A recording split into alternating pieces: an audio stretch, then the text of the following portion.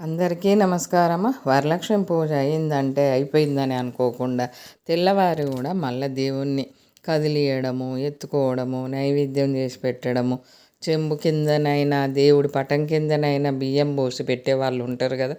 మేమైతే చెంబులో water పోయకుండా, కలశంలో water పోయకుండా బియ్యమే పోసుకుంటాం కాబట్టి చెంబులో కలశంలో బియ్యమే వండుతాము. ఇంకా కొందరు పటాల కింద పోసుకుంటారు, చెంబులో వాటర్ పోసుకుంటారు, కలశంలో వాటర్ పోసుకుంటారు. ఇంకా అలా కాకుండా తెల్లవారైతే తప్పనిసరి దేవుడి పటం కింద పోసిన, గౌరమ్మ కింద పోసిన, కలశంలో పోసినా కానీ ఏవైనా సరే అవి తెల్లవారి నైవేద్యం వండి పెట్టాలి అమ్మవారికి. పాత రోజుల పద్ధతి అది. అమ్మయ్య ఇవాళ వరలక్ష్మి వ్రతం అయింది, చేసుకున్నాము, అయిపోయింది అన్నట్టు వదిలేయకూడదు. తెల్లవారు కూడా మళ్ళీ పొద్దున్నే అంత ఇల్లంతా శుభ్రం చేసేసుకొని అమ్మవారిని కదిలించుకోవాలి. మనం పాత రోజుల పద్ధతి అయితే అదే.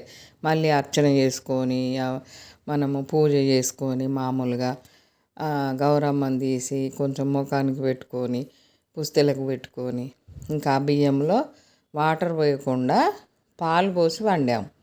పాలతోటే పరమాన్నం వండాము. బెల్లం వేసాము, ఇలాచి పొడి వేసాము. ఉంటే కాజు, డ్రై ఫ్రూట్స్ మనకు నచ్చినవన్నీ నెయ్యిలో వేయింపి వేసుకోవచ్చు. ఇంకా వాటర్ పోయకుండా పాలు ఎక్కువ పోసి పాలల్లో బియ్యం ఉడికియడం. కొన్ని ఒక 5 గుప్పిల బియ్యం అయితే కలశంలో తీసి పాలు పోసి ఇలా బెల్లం వేసి మెత్తగా వండేసుకోవాలి. ఇంకా ఎక్కువ ఉన్న బియ్యము మామూలుగా వండేసుకొని కూరగాయలు వంట చేసుకొని భోజనం చేసేయాలి. నాన్ వెజ్ వండిన రోజు వండకూడదు బియ్యం ఉంటే.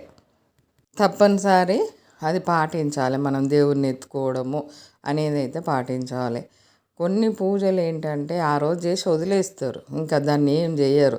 ప్రసాదాలు ఇట్లా ఎంబటే తీసేస్తారు, కొందరు అన్నీ తీసేసుకుంటారు ఎంబటే.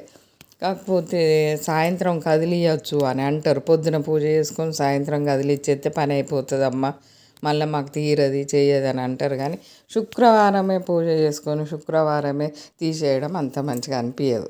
ఒకే రోజు చాలా రకాల నైవేద్యం చేసి తెల్లవారి మళ్ళీ ఏమీ చేయరు కొందరు. కానీ తెల్లవారు కూడా